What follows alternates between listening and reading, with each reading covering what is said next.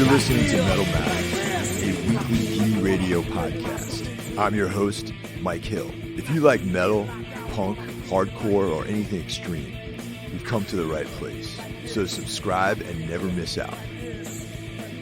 I'd like to thank all the new listeners out there. It appears that we're reaching people, and that makes me quite happy, because I really enjoy doing this, and it's a lot of fun, and I'm glad that people are appreciating it. This week's episode is a classic records episode. Randy and I get into Rollins Band's Hard Volume, the second LP by the Rollins Band. This is a companion piece of sorts to the Black Flag In My Head episode I did with Anthony Papalardo a few episodes back. I feel like the roots of the Rollins Band started on that final Black Flag tour. So, I don't know, there's a little bit of synchronicity here, and we had a lot of fun talking about this record. I think if you're not familiar with this early period of the Rollins Band, you should definitely check it out. If you dig the show, please share it with your friends. Tell your friends about it, put it on social media, spray paint it on the walls of your neighborhood. And we're looking to grow this thing, keep this thing rolling. If you want to follow me on Instagram, it's Michael_DC_Hill. On Facebook, Michael Hill. The true irony of this is that the only person in my entire life who calls me Michael is my mom. A few months back, I did an episode with Anthony Papalardo on the Black Flag record In My Head. So this is kind of a companion piece to that. You know Anthony, right? Yeah, I do. Yeah, I've known him for a long time. Yeah, he's a good guy.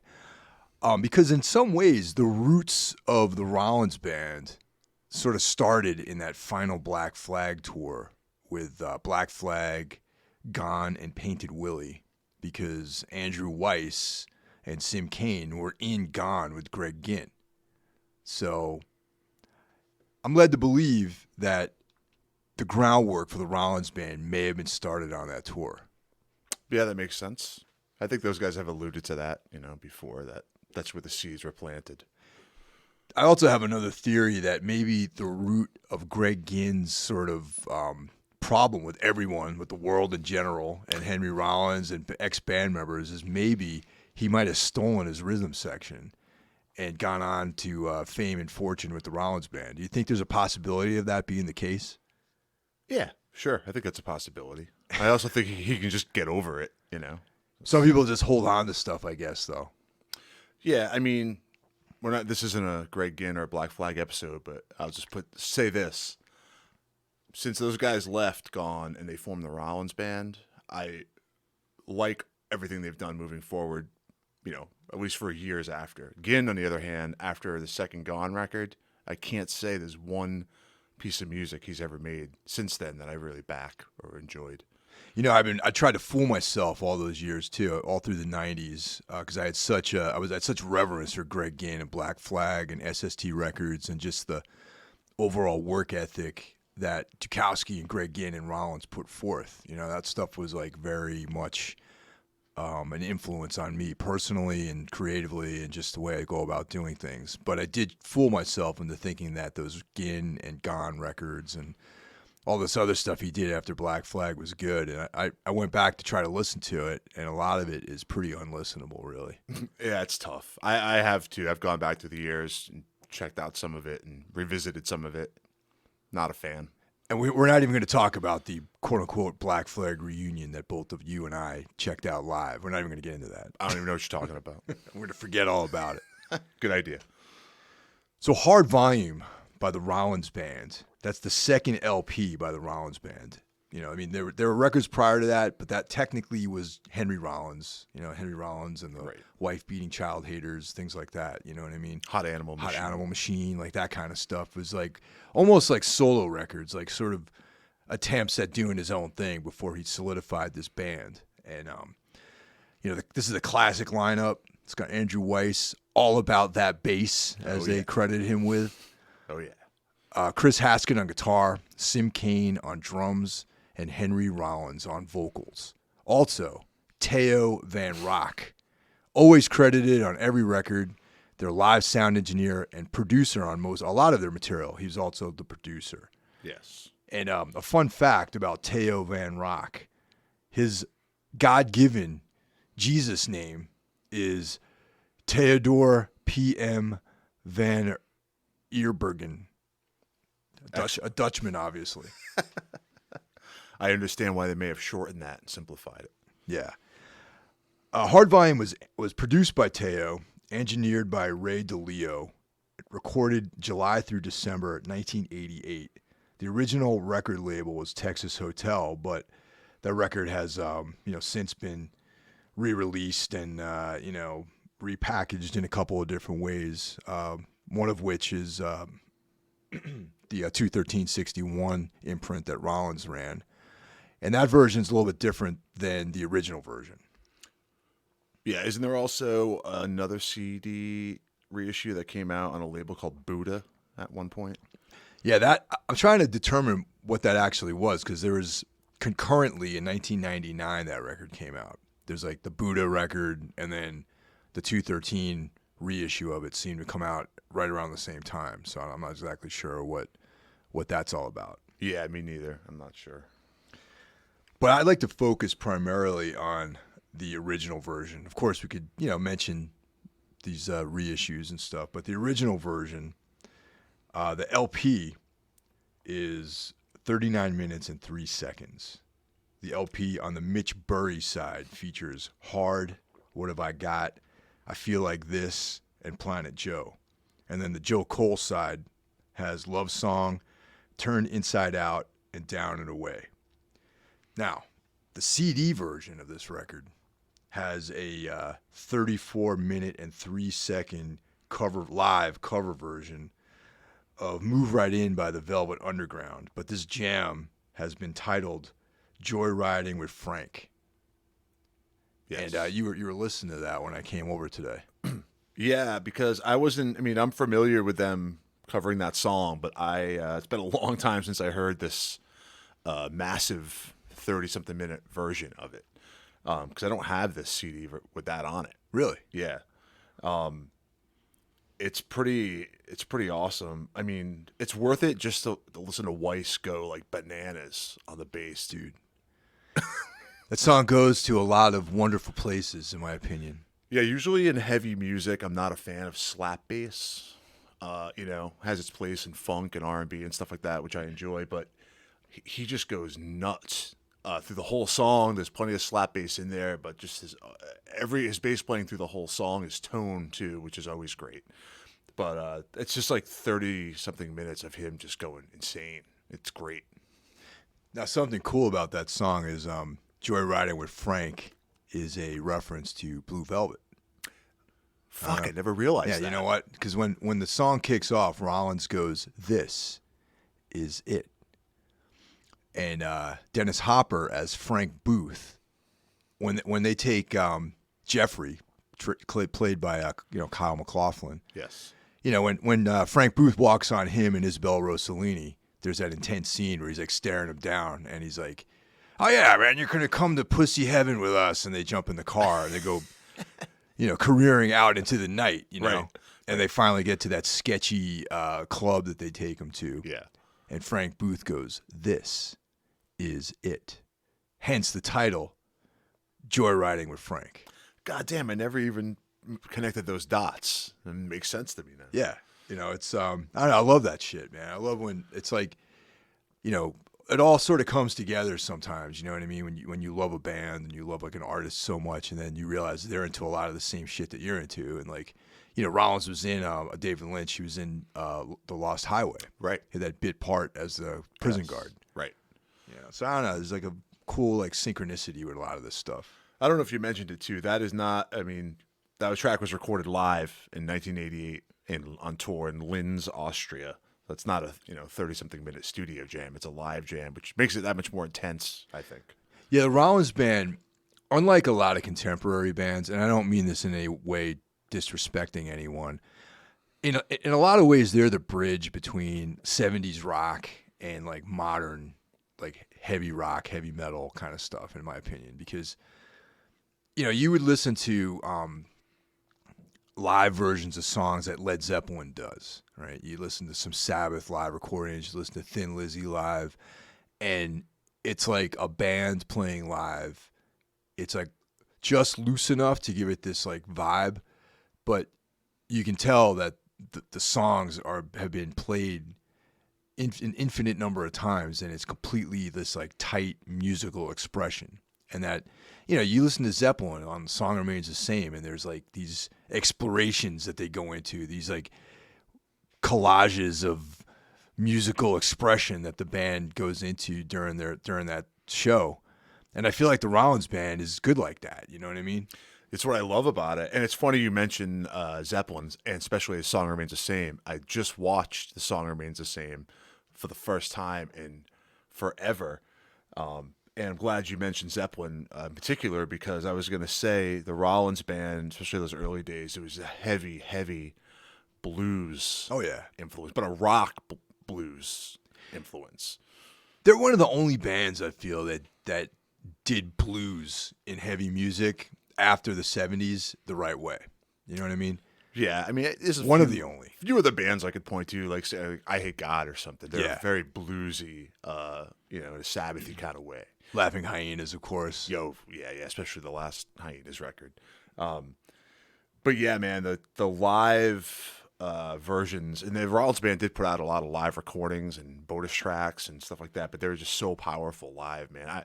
Yeah, you're right. Not dissing anybody that exists today, but I feel like that's kind of an element that's gone. Well, also, I feel like the fact that they have so much live material out there. I mean, there's Turned On. There's like live albums that they put out. A few, yeah. Yeah, it's like a fuck you to their contemporaries in a lot of ways. You know, it's like I don't want to hear.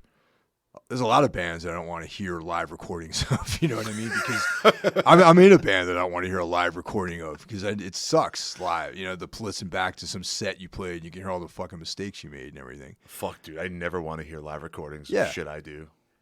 But going back to the Rollins Band, that's a band that can do that. They can pull that off. And for those of you out there who don't play music or aren't don't play instruments, it's harder to do that than you think, man. Because when you're in a studio, you're like, you're doing punches, you're redoing things. You have a lot of different shots at playing the part right. That is, but live you get one take. That's it. Boom, it's done.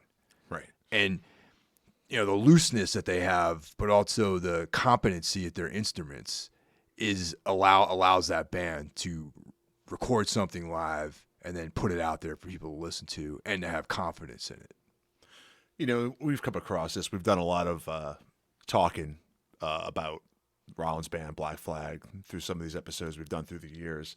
And there's always this backlash of people who don't like Rollins. They don't like him in Black Flag. They don't like the Rollins Band for whatever reason. But, so maybe if you're one of those people, you happen to be listening to this because you're bored at work or something, go back on YouTube and find some of those Rollins Band live shows from 87, 88, and just give it another shot, because that band was a machine.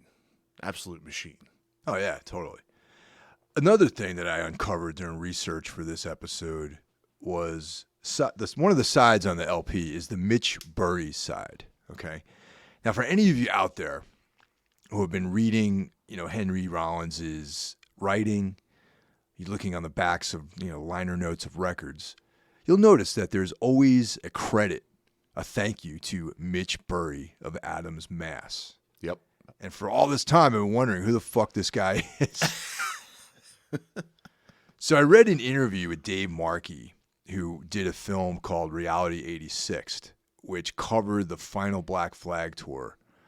And it was like, there's a whole other story behind that too. But we're going to stick to the topic for a second. In the interview, they identify Mitch Bury as the Black Flag tour manager whose family lived in Adams, Mass. Hence, Mitch Bury of Adams, Mass. Did you know that? I knew he had ended up working for Black Flag in some capacity at some point, but no, I didn't know he tour managed the final tour. But I have noticed through the years in all these books and records and stuff, Rollins always thanks him. Apparently he was a sick guy. Like, he was totally cool. Like, everyone loved him. That's why I guess he's thanked in all these records. He must have been a great guy, because like it's really noticeable, like, that he's thanked. You know, it doesn't hide in some thanks list somewhere. Sometimes there's a whole page that just says, that book is dedicated to Mitch Bury from Adams, Mass. Real quick about Dave Markey. He made that film. He was also the drummer and singer in a band called Painted Willie that was on that final tour. Yep. And I haven't kept up on Dave Markey's career, but I think he's produced videos. And he has. He's an interesting guy. Yeah, he's done a lot of stuff. Another thing of note about the Hard Volume record is the photography done by Yvonne Bauman, black and white live shots, and it's on this record. It's on Turned On. It's on a different reissue, and I feel like that stark black and white photography really captures the vibe of the band in a lot of ways. You think of those first few records, black and white, just straight up like this, very austere look to those early records. Lifetime, Hard Volume, right? The Turned On live record. I totally agree, man. Like, to me, to see different art on that record or those early records wouldn't make any sense. Like, the art makes sense when you listen to it, and for as like bluesy and soulful as they can also be absolutely cold. At times, even I get a feeling of early Swans. Yeah, especially on this record. Yeah, with like the longer songs and just the pummeling drums and the repetitive riffs. It's like old Swans meets Led Zeppelin. It's funny when you think about, as a young man, when I was in the 80s, when these records were coming out, I just assumed Rollins Band were like a hardcore band or like a hardcore punk band or whatever. But they really transcend classification, I think, in a lot of ways. Like, they were a band emerging from that scene, but were sort of, sloughing off the trappings and the sort of limitations of hardcore punk and even metal, just kind of creating like their own sort of sound. Definitely. And I think that the austere look to the early records, the very raw budget production on those early records, and the laconic like vocal patterns, and just created this very efficient, direct to the point, mainline kind of statement that band, I think, became known for. Yeah, absolutely. Totally especially in that early period. Yeah, absolutely. And they even maintained that, I think, even throughout the major label era of the band. Like, once they got signed and put out like End of Silence, that just had like that stuff, but like with a bigger production. Right. And for those of you out there who do like Henry Rollins, I urge you to listen to his podcast. Yes. Which doesn't come out it's not a regular thing. It comes out sporadically. But he talks about making the records, playing Lollapalooza, like making End of Silence, things like that. And you get like his vision, his viewport into that world. Yeah. And I find it pretty fascinating. He even talks about David Lynch. Yes, he does. Yeah. He goes in deep on a lot of these records. Like, this episode's about making specific records, and he knows the shit that's possible for us to know. So those are a great listen.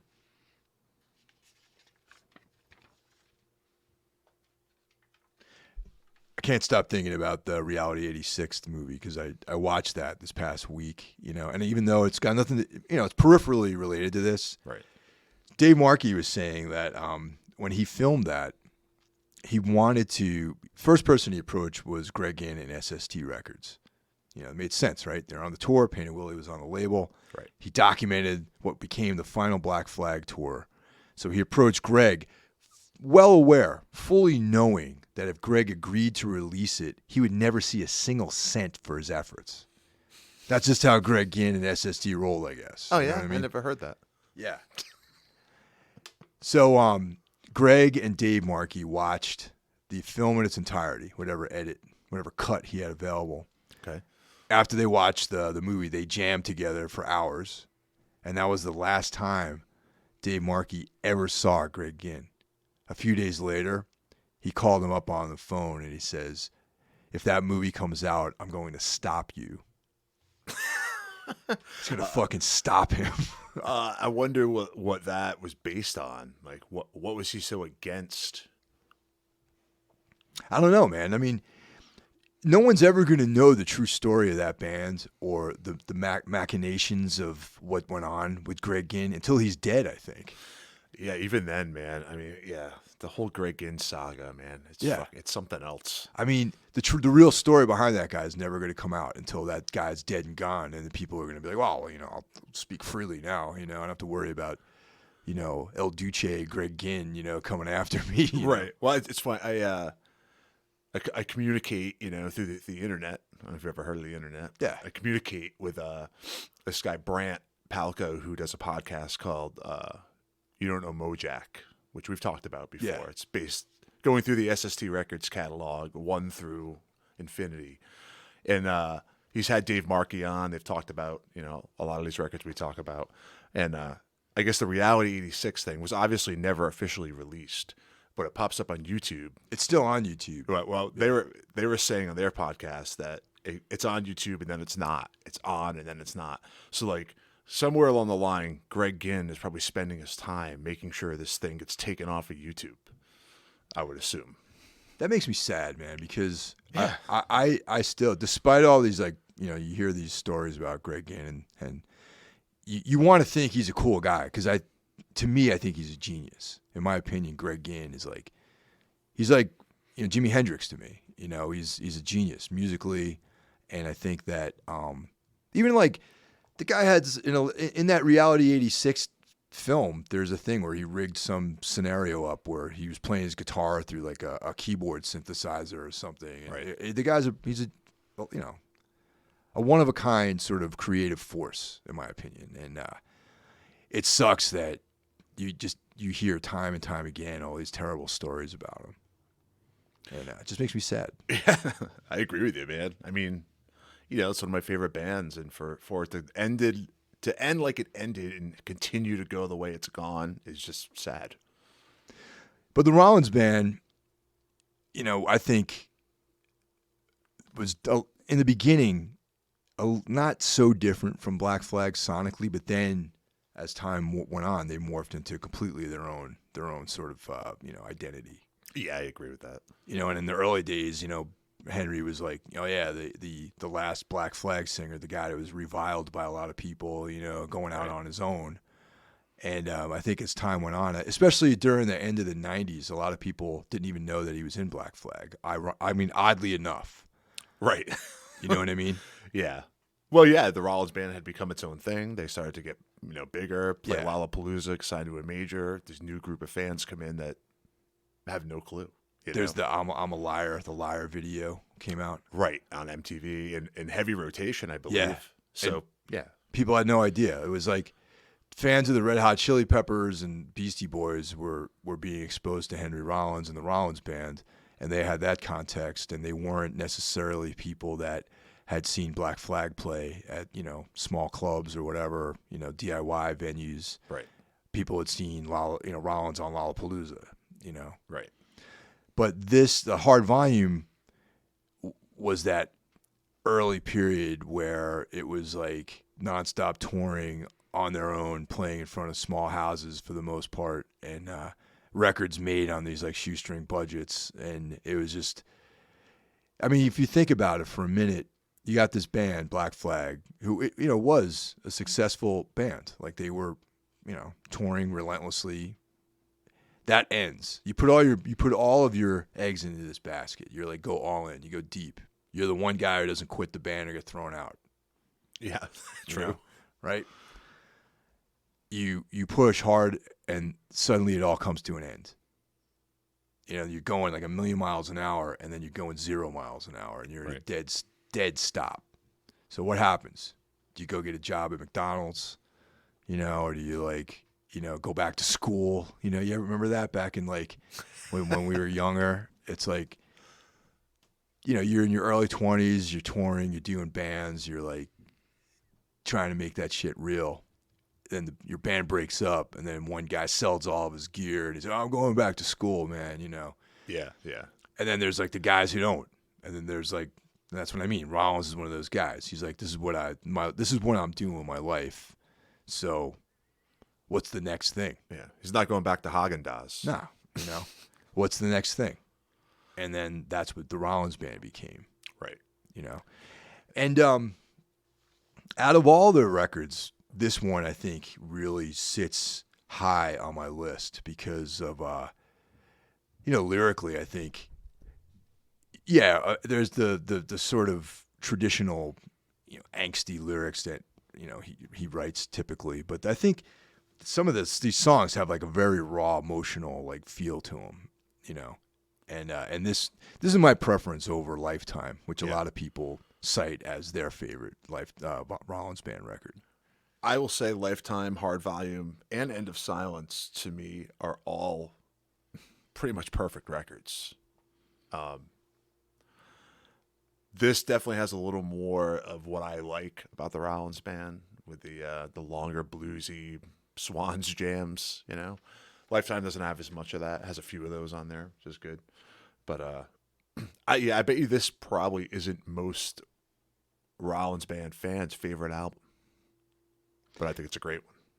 Yeah, I mean, the Turned Inside Out and Down and Away are like pretty much the anthems on this record. You know what I mean?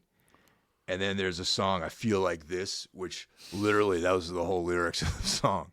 But it's the delivery that it's like you're sitting there alone in your room, man. You have like the fucking lights off and you're listening to the song and you're like, I feel like this. And you understand exactly what this motherfucker means because you're feeling a certain way that makes you feel like this.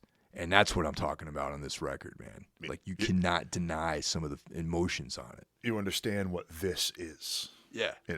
Are those like your favorite tracks from the record? Those are my 3 favorite tracks on the record. It's funny because a lot of times we have at least one of the same tracks. Mine are Planet Joe and Turned Inside Out. Yeah, Turned Inside Out is just incredible, that song. On a personal note, when I got into Black Flag and Rollins Band in the 80s, I was in high school, then I went into college, and, there's like the typical like shit you go through where you're like, breaking up with girls and things don't quite, but nothing really heavy happens to you, at least for me, in those years, those late teens. When you join the adult world and you have to like make your own way, that's when the shit gets hard. You know what I mean? Yeah. That's you can't wait to get there until you get there. That's when you understand loss, and especially when you try to do something that might be a little bit outside of the norm. You know what I mean? Like I went to college.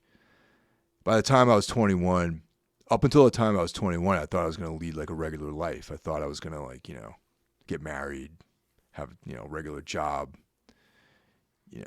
give up all this crazy shit that I was doing. And then, that's it. Die, maybe have a couple kids and that's it. And then death, the abyss. But, I went through a period when I just was completely fucking unhappy, man, and I just needed to do other things. And that coincided with the girlfriend leaving me and everything that I had worked towards having a life in Boston, actually, of all places, had been a complete fucking waste of my time. And so I was stuck in this miserable city, Boston, Massachusetts. I'll second that. Yeah, fucking just left there. You know what I mean? I wasn't going to go, my family lives outside of New York, and eventually I did move back to, the New York metropolitan area. But I lived in Boston for a number of years, and, I had this fucking basement apartment. I was living by myself. I was in right outside of Fenway Park, that area. Or Fenway Square, Kenmore Square. Yeah. On Beacon Street, basement apartment. I worked at a fucking copy center, you know what I mean? And it was shitty. It sucked. Didn't really know anyone there. And this record was one of the, I think, 5 CDs I had brought with me before I'd set up my full camp there, you know what I mean? Yep. And I just remember like listening to those songs I mentioned and sitting in this fucking apartment by myself day after day, getting up, going to this shitty job and fucking enduring all of that. And that's kind of like why this record and these songs, I think, are very important to me. Well, this record is like the perfect record when you're down like that to crawl inside of, because it just exudes that vibe that you're talking about of just like frustration and, you know, sort of failure, just despair. This record is full of that. So like going through stuff like that, having this record to like lose yourself in, I don't know if it was a positive thing for you, but I could see where it would help you get through to the next day, you know? Yeah, I mean, it was positive because it kept you going, you know? Right. It's just like one of those things where it's like, you know, you're at this wall. It's like you can either go forward over the wall or you can go back, and then you got to eventually go over that wall anyway. You know what I mean? And that's what a lot of Rollins' music over the years has provided for me. But as a pure listening experience, this one, I think I ran this record more regularly during that period of time, just because of like songs like I just mentioned, like I Feel Like This, Turned Inside Out, you know, Down and Away. Those are like Down and Away, you know, is like if you get dumped by a girl, that's the song to listen to, man. You know what I mean? And on one of these, I think it was the 1999 reissue, the remaster with some of the bonus stuff, there's a song called Thin Air.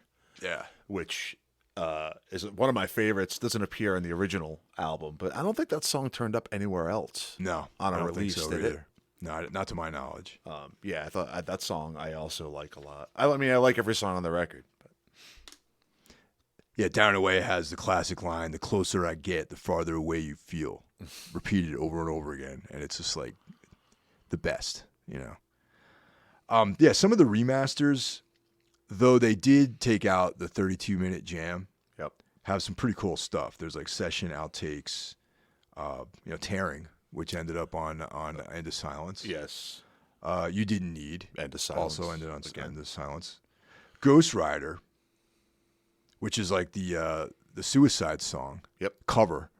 That's popped up live versions of it, and that's been kicking around for a while. You know, I think one of the times I saw Rollins Band play, they did that song live, which was cool. I believe that's on another release. Well, there's a slow version. Oh, right, and then there's a couple. That's what I mean. There's like a couple of different versions of that song out there. Yeah, he ended up working with guys from Suicide on his label later down the road, I believe, as well.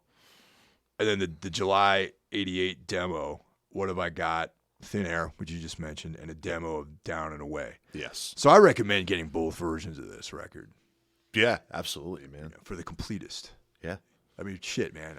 I've owned, I don't know, 4 versions of Paranoid by Black Sabbath. I have the LP, the cassette tape, the CD, and I also have like the black box, like first 4 like box set. Yep. So I bought the same goddamn record 4 times, basically. Yeah, I don't even want to discuss how many times I've done that with movies and records, buying the same record. It's ridiculous. You know, bootlegs, you know, all this stuff. Yep. So, but if you're out there, you like this record, definitely get both versions if you can find them out there. Yeah. Now, that leads to another question. It's like the availability of the Rollins Band material. Well, yeah. And to go back to where we started a little bit, you brought up it was originally released on Texas Hotel. And I know Texas Hotel has popped up on our conversations before. Crags. And we were like, what the fuck? You know, never heard of any of this other shit. So I did a little research on Texas Hotel today. I guess that label existed from the mid-'80s to the mid-'90s, based out of Santa Monica, California, mainly releasing records by Henry Rollins, the Rollins Band, and the other notable artist that was on the label was Vic Chestnut. Oh, no way, really? He released like a ton of records. But their discography, they have like 70-something releases. Besides the Rollins connections and Vic Chestnut, I don't know who anybody else is. I guess they were on the verge at one point of releasing a Michael Stipe solo record. And here's a funny fact. They were voted Hot Record Label in 1989 by Rolling Stone magazine.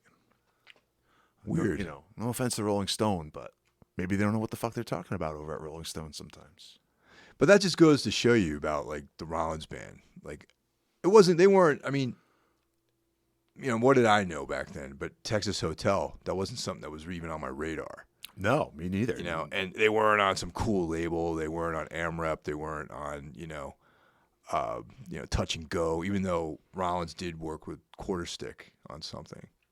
Yeah, that was like one of the offshoot EPs or something like that. But you're right, none of the albums are on like any of the cool Sub Pop or any of the cool labels of that time. Yeah, it were just out there doing these things like by sheer will, really. You know what I mean? Right. And, by all accounts that I've read, those early, although they toured and toured and toured, there wasn't a lot of money being made. No. In the early days of the Rollins Band.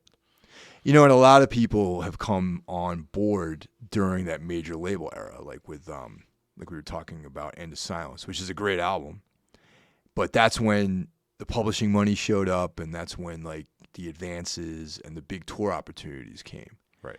And a lot of people didn't realize that there were years before that, just by sheer force of will, the band existed, working with these obscure labels that, it's hard enough back then without the internet to even have anyone know that your band exists. Yeah, back then? Oh, yeah. And then furthermore, to be on something like Texas Hotel, which, even though Rolling Stone cited it as being hot label of the year or whatever, like, I never fucking heard of them until, like, I got that Rollins Band record, I used to bury myself in, like, music magazines, like, especially stuff related to, punk or underground shit or metal. Oh, fuck, I couldn't tell you anything about Texas Hotel. I have no idea. And back then, even more so, I think, at that age, you associate bands with labels too. There's like, oh yeah, Entombed is an earache band. Right. Neurosis back then, in the early days were an Alternative Tentacles band. But Rollins Band wasn't a band like, oh yeah, they're like a whatever band. They're just the fucking band out there, right, trying to do it. Well, Texas Hotel ended up folding in 1996. I was like, 1996? Like, that's way longer than I thought they would have lasted. But yeah. I would have sworn they did something with the Cro-Mags. Maybe. Oh, you're thinking of Rock Hotel. I'm thinking of Rock. See, there you go. See, maybe I'd never. That's it. See, two names very similar. You know, another just obscurity. You know, and the release of the reissue that came out in the late '90s with Buddha. That's not the version I have. I have the 213-61 version, but it's basically the same record, I think. Yeah, I think so too. I need to rebuy a vinyl copy of this because I sold my whole collection years ago. It's one of the things I haven't replaced yet. Yeah, I have this on 3 format. Well, I have 2 CDs and the vinyl. Yeah, and happily because they're all different. Really, sure, yeah, which is cool. But another thing real quick about 213, it's funny because last night I actually went to the 213-61 store, and there's like hardly anything available. I know it used to be better. It used to have everything. You used to be able to buy all kinds of stuff. Yeah, I bought a Lifetime shirt from there. I mean, yeah, there's all kinds. I bought the, which we've both talked about this a lot too, is the End of Silence demos. Oh yeah, which is incredible. They're almost better than the actual record, I think. Yeah, I got the double disc with all the extra shit on there. But yeah, you're right. It's kind of disappointing. There's like bare bones and like none of this stuff. I mean, I guess at '99 this was reissued CD. And Lifetime has been reissued recently. I think with help from Discord. Although it's not on Discord, I feel like they had a hand in it somehow. But like Hot Animal Machine. Hard Volume, the live records, Turned On, all that stuff needs to be reissued, man. Exactly, and that's what I said. I was mentioning earlier about the availability of this stuff. Right. It's like 213. They put out sadness because like I saw what he was trying to do with that, and I thought that was fucking awesome. Right. The publishing company. Rollins still puts out his own books, which are the money makers, obviously. People, buy them, they read them. They're great. I love them. I read all of them. All of his books I've read. Yeah. Straight up. I love them too. What I thought was really cool is when he was putting out all this other stuff by Alan Vega. He put out the Jeffrey Lee Pierce Tell the Mountain lyric book. And, there's like stuff like that. Recordings. He put out, the Chris Haskett solo record. Reissues of all the old Rollins material with the demos and all this other, extras. I think he put out like a P-Funk record or something like that, Right. And then nothing. And that kind of is a drag, I think, that like there wasn't enough interest, I guess, to keep things rolling. Yeah, it's interesting too, with like the licensing and who owns these records at like this Texas hotel company. Like, what do they own? And even there's no, vinyl has made a huge comeback. There's no vinyl version of End of Silence. I know he did a End of Silence demos vinyl through, his label, but there's no like End of Silence. Like, there should be a nice double LP you can go buy right now, and there's not. And even on streaming services, I use Apple Music, so that's what I'm familiar with. But these records are not on there. Wait and End of Silence, but all the early records, Lifetime's not on there. Hard Volume's not on there. It would be worth checking into to see if there's an issue with like licensing or owning the material or owning the mechanical rights to those records. I wonder if that's the case, because I find it hard to believe that he wouldn't want that stuff to be out there. Well, when I see some of the bullshit reissues that come out, I mean, I just shake my head sometimes like, wow, this is getting reissued. I never would have thought about this record again. This stuff needs to be out there, man. I mean, I would buy it like another, once again, I'd buy. You buy copy number 7? No, but if they say for example, they put out hard volume, reissue, remaster, deluxe package with, the Velvet Underground 32-minute jam. Yes. And the other material, the demos and outtakes. That's like that's 2 LPs right there. Yeah. Pretty much. Yeah. Right? Plus I'm sure they could dig up some other material to fill out the record too. I would buy that. It's very similar to what Poison Idea had done recently with the Feel the Darkness, one of our last episodes. They reissued that, nice double LP, all kinds of extra shit on it. I mean, I gotta be honest, even if they just did a bare bones 1 LP version of Hard Volume, I would go buy it. I'd pre-order it right now because I don't have mine anymore. I would even venture to say what I think would be really cool if they put out why not put out a fucking box set? Yes. Those early records, man. Yep. Including, drive-by shooting and like all that stuff on there. Just do everything up till they get signed by a major. Like the EPs, the live record, Lifetime, Hard Volume. I think about this stuff runs through my brain, but then again, I wonder. I'm like, are me and you the only 2 fucking guys who care? Sometimes I think so. Yeah, but then again, like there's shit out there. But I mean, then again, all right, like Poison Idea, they're a great band, but there's like a scene that supports what they do. Right. You know what I mean? Like they're a punk band, hardcore punk band. Yeah. The Rollins Band never was any of those things. There was never like a scene that they fit into that was like supporting what they were doing. No, the lines were definitely not defined. They were a little blurred with the Rollins Band. Like, where do they fit? Yeah. And like I remember early shows I've seen in the Rollins Band, I was like, the crowd was like, I felt like a lot of times people just showed up to start trouble, really. You know what I mean? Oh, yeah. It wasn't like, when you would go see in the late 80s or the early 90s, you'd see other bands. Like, say you go see Dag Nasty. It's right. Like these like straight edge, like positive kids there. You go see the Rollins Band, it was like skinheads, like these like scumbags that just were there to start fights with people, Or yeah, just like miscreants. Yeah. No, they weren't necessarily fans. They just knew he sang for Black Flag and somewhere to go and, and get ripped on a Friday night and like, act like a dickhead. So maybe no one cares. I don't know. I care. I mean, like I said, man, you've seen some of this shit that gets reissued. Like, I mean, people have to care at least about this shit more than some of this other shit that comes out. I would think. I would hope. There's, I need some hope that people care about this shit.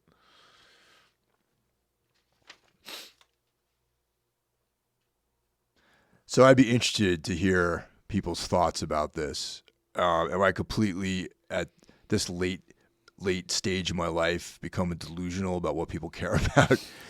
Or are there fans out there of the Rollins Band and their early material? So if anyone gives a shit, please drop us a line, whichever way. You can do it on Instagram or Facebook or whatever. I know there's a Metal Matters email, but no one ever checks it. So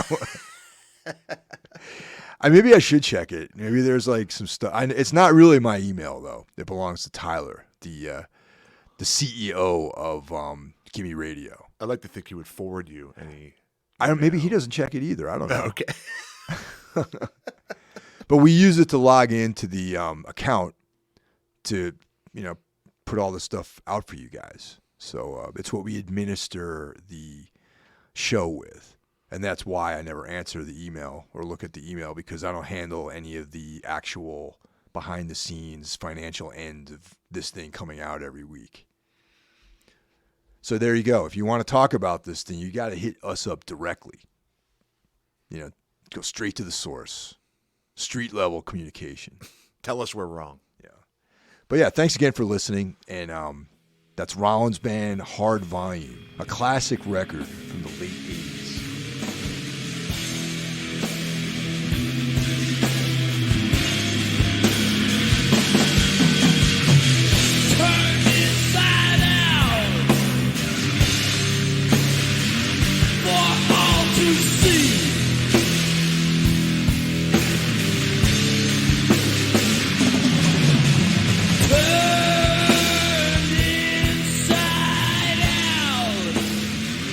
That's it for this week's episode of Metal Matters, the Gimme Radio weekly podcast. Tune in next week and see what we have in store for you.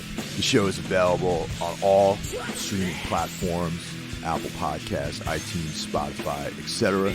Also, be sure to check out Gimme Radio, streaming on the web, iOS, or Android, for one of the best metal communities, exclusive merch, interviews with artists, and so much more.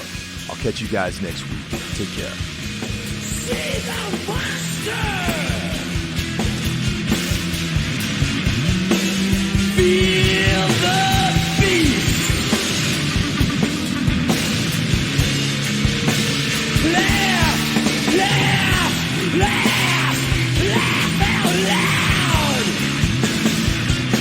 Say, freak, freak, freak, freak, freak, freak!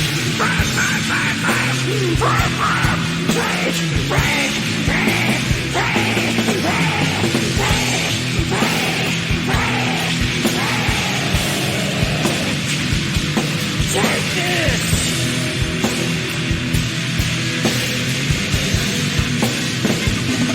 Break this!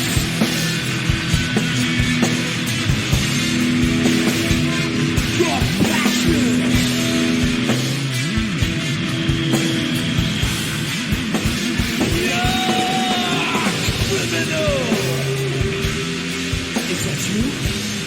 Is that you?